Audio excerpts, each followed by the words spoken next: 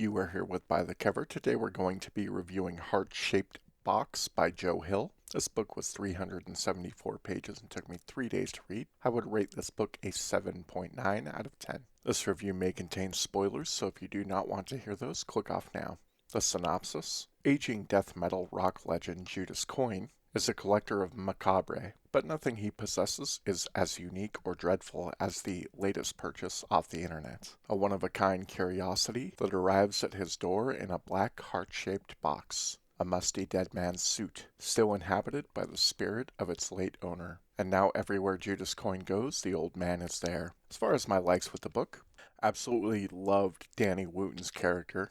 I thought there were some great creepy scenes in the book. I loved the scene with Danny's phone call to Judas, and I absolutely loved the TV scene. I thought the book was a great story with an underlying theme of how trauma affects our lives. I love the parallels of this theme and the dead man's suit.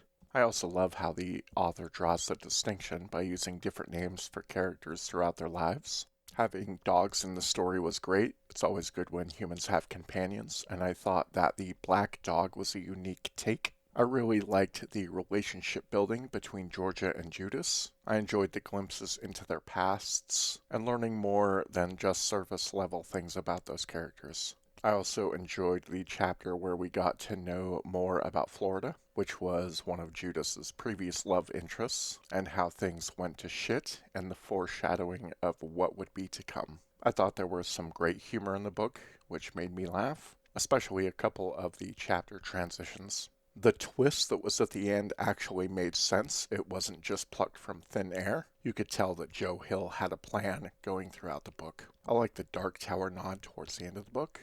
The Anna Marybeth car scene was beautifully done towards the end of the book, and I really liked the ending of this book.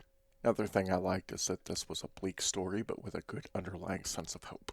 As far as my dislikes, one of my favorite characters actually leaves the book early on, which I wasn't a big fan of, and I did think that the pacing wasn't perfect. It was a bit boring in certain parts. I thought the history of Anna went on a little too long, and also portions of the couple driving across the country. Overall, I liked the book. I enjoyed it. It wasn't as fun as Nosferatu, which is the one other Joe Hill book that I have read, just because this one had a more bleak atmosphere, but I still really enjoyed the book, so I would recommend it.